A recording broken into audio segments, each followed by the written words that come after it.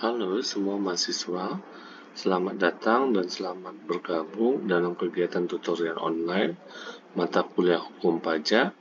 Adapun materi hari ini adalah pemahaman atas sanksi dan konsekuensi dari pengaturan perundang-undangan dalam perpajakan.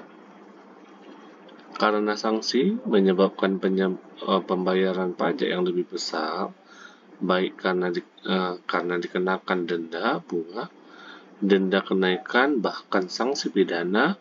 Di sisi lain, konsekuensi adanya pengaturan dalam pasal-pasal tertentu dalam undang-undang yang dapat menimbulkan risiko yang intinya akan membuat wajib pajak mempunyai kewajiban yang lebih besar, meskipun pengaturan tersebut tidak menyebutkan adanya sanksi.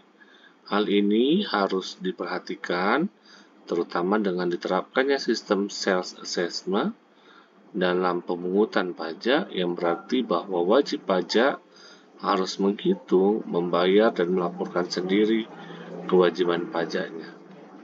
Dalam undang-undang pada umumnya dengan dikatakan bahwa wajib pajak wajib melakukan sesuatu, berarti ada konsekuensi berupa sanksi yang diatur dalam undang-undang bersangkutan apabila yang wajib tersebut tidak dilaksanakan.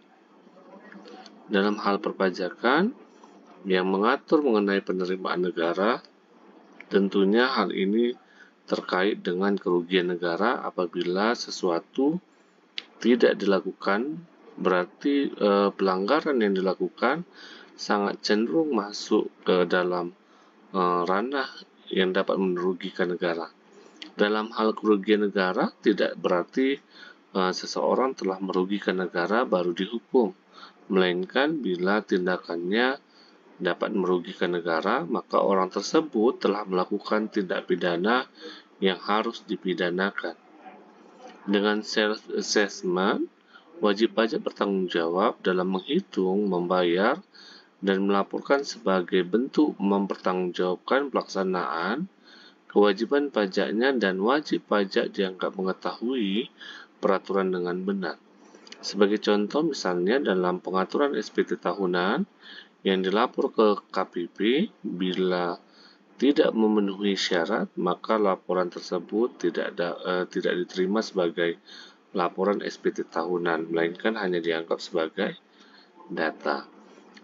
Sanksi dalam undang-undang ketentuan umum dan tata cara perpajakan dikenakan tidak hanya kepada wajib pajak, tetapi juga dikenakan terhadap petugas pajak. Tentunya dalam hal yang berbeda, bagi wajib pajak, sanksi dikenakan bila ada pelanggaran yang terkait dengan hal pembayaran pajak.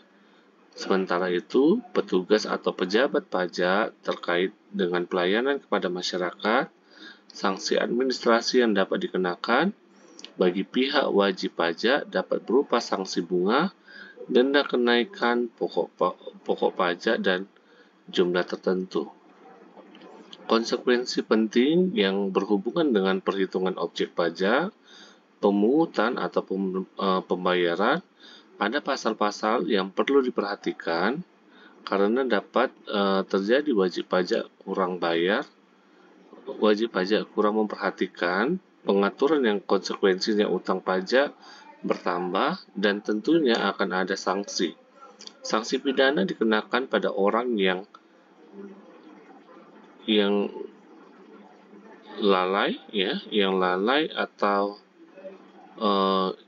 yang alpa atau lalai, yaitu mungkin orang yang tidak memahami peraturan, selain tentunya orang yang dengan sengaja melakukan tindak pidana perpajakan.